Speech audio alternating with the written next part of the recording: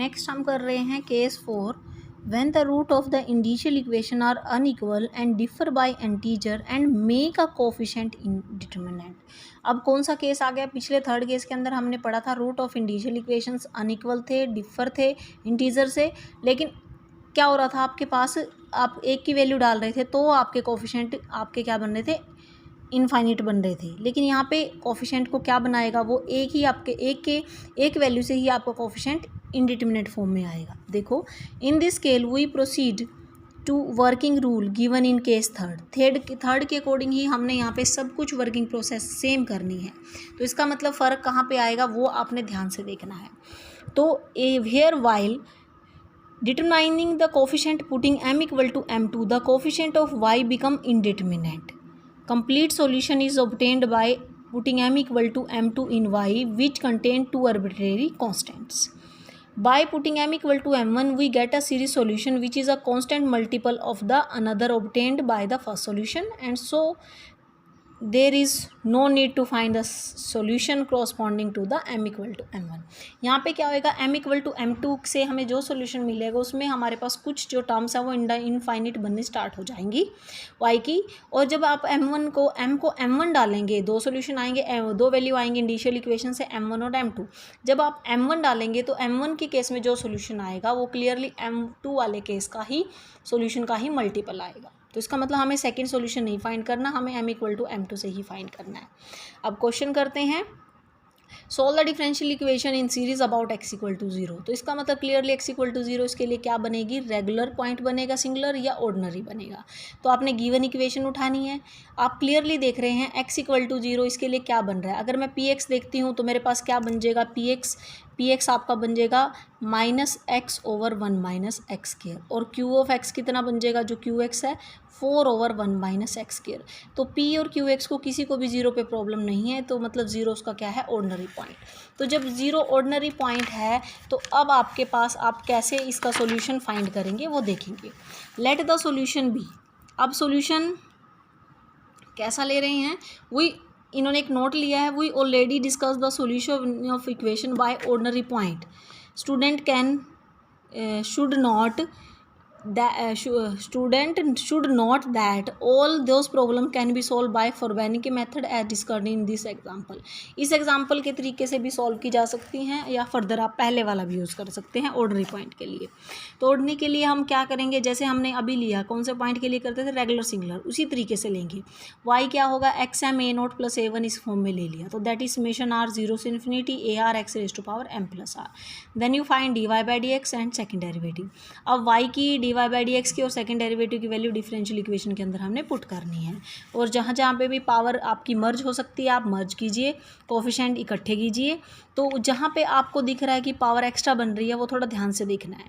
तो आपने क्या देखा कि अगर मेरे पास यहाँ पे r - 2 m + r - 2 था, यहाँ पे m + r थी, यहाँ पे भी m + r या m + r, तो इसका मतलब इसको हम शिफ्ट कर देंगे इंडेक्स को। तो उसके लिए क्या करेंगे? हम m + r प्लस में r - 2 को क्या ले लेंगे? m + k ले लेंगे, ठीक है। या आप r - 2 को डायरेक्टली k ले लिया करो। सो जब आपका r 0 है तो k की वैल्यू क्या होगी? -2, तो इसलिए -2 से चल रहा है, और लास्ट में k को फिर हम किससे रिप्लेस करते हैं? r से। तो ये आपके पास अब दोनों ही सारी टर्म्स हैं वो x⁻m + r में बन गई। लेकिन आप फर्स्ट टर्म के अंदर देख रहे हैं कि अब जो r है वो -2 से चल रहा है, तो आप इसमें -2 पुट कीजिए, -1 पुट कीजिए, -2 -1 0, ठीक है। तो 0 पे तो लेके ही आना है, तो आपने -1 और -2 पुट करने के बाद 0 पे लेके आए। अब बाकी सारी 0 से ही स्टार्ट हो रही हैं, तो सबको आप मर्ज कर सकते हैं। फिर आप इक्वेट करें लोवेस्ट डिग्री टर्म का कोफिशिएंट, वो क्या है? x⁻m - 2 का। तो आपके पास m की वैल्यू 1 और 0 आई है, तो आप देख सकते हो कि m की जो वैल्यू है वो 0 और 1 है। इसका मतलब दोनों ही वैल्यू क्या है? डिफर बाय एन इंटीजर हैं और डिस्टिंक्ट हैं। तो इक्वेट करेंगे अब कोफिशिएंट ऑफ x⁻m - 1। m - 2 से हमें इंडिशियल इक्वेशन मिल गई लोवेस्ट से, उससे बड़ी का कोफिशिएंट पुट करते हैं, तो आप देखेंगे m × m + 1 × a1 0। अब मेरा m कितना है? अगर मैं 0 डालती हूँ तो मेरे पास जो कोफिशिएंट है a1 क्या हो जाएगा? देखो, अगर m को 0 डालते हैं तो कोफिशिएंट a1 इज़ 0, मतलब a1 इज़ इनडिटरमिनेंट, a की वैल्यू नहीं मिली हमें।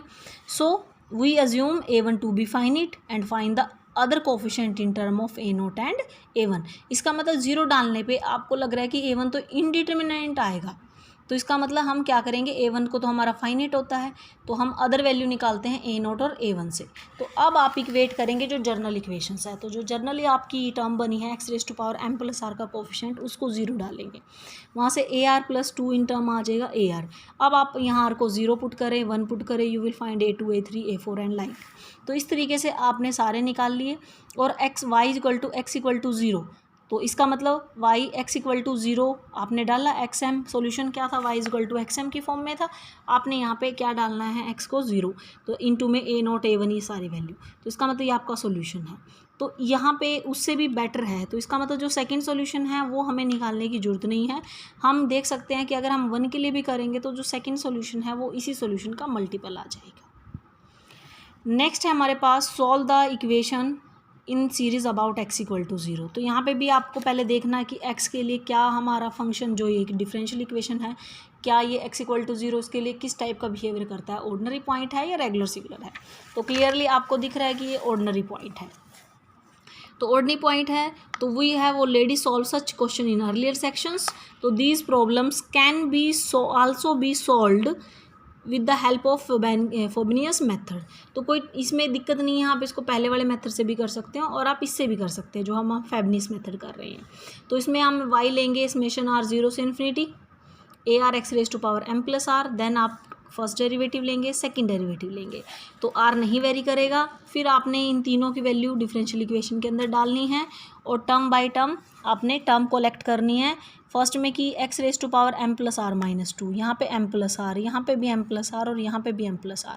तो इसका मतलब यहाँ पे इंडेक्स को शिफ्ट करेंगे, r-2 को क्या ले लेंगे, k ले लेंगे। तो जब r 0 होगा k कितना आ जाएगा -2, k को फिर किससे रिप्लेस कर देंगे, r से। तो ये आपके इस टर्म के अंदर कहाँ चल रहा है, -2 से, तो यहाँ पे -2 डालिए और -1 डालिए, तो you will find your 2 terms. अब r 0 पे चला गया। अब 0 पे जाने के बाद ये तीनों टर्म अब सभी 0 से स्टार्ट हो रही है r, तो इनको आप एक साथ लिख सकते हैं। फिर वही step next, lowest degree term का कोफिशिएंट 0 इक्वेट करें, m की वैल्यू 0 और 1 आएगी, अगेन उसी तरीके से। तो इसका मतलब रूट इनिशियल इक्वेशन के क्या है, 0 और 1, इक्वेटिंग द नेक्स्ट हायर। अब नेक्स्ट हायर देख रहे हैं, अगर देखो आप अब यहाँ पे m को 0 डालते तो a1 क्या बन रहा है, डिफाइन ही नहीं हो रहा, अनडिटरमिनेट बन गया मतलब a1। तो ऐसा नहीं हो सकता, तो इसका मतलब a1 तो हम फाइनाइट लेते हैं। तो जर्नल आप फॉर्मूले से ar+2 जो भी आपका निकल देगा वो किस टर्म में निकल जाएगा, ar। अब आप m को 0 डालते हैं तो a1 क्या हो रहा है, 0।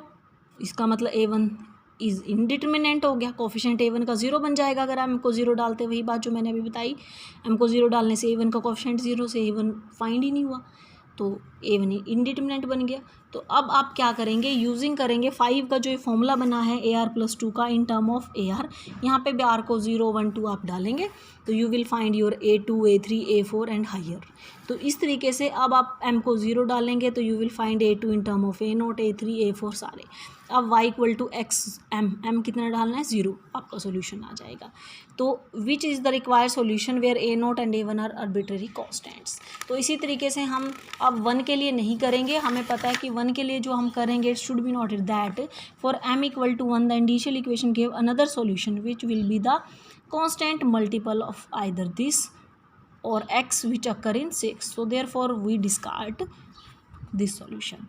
तो इसके साथ हमने ये कर लिया।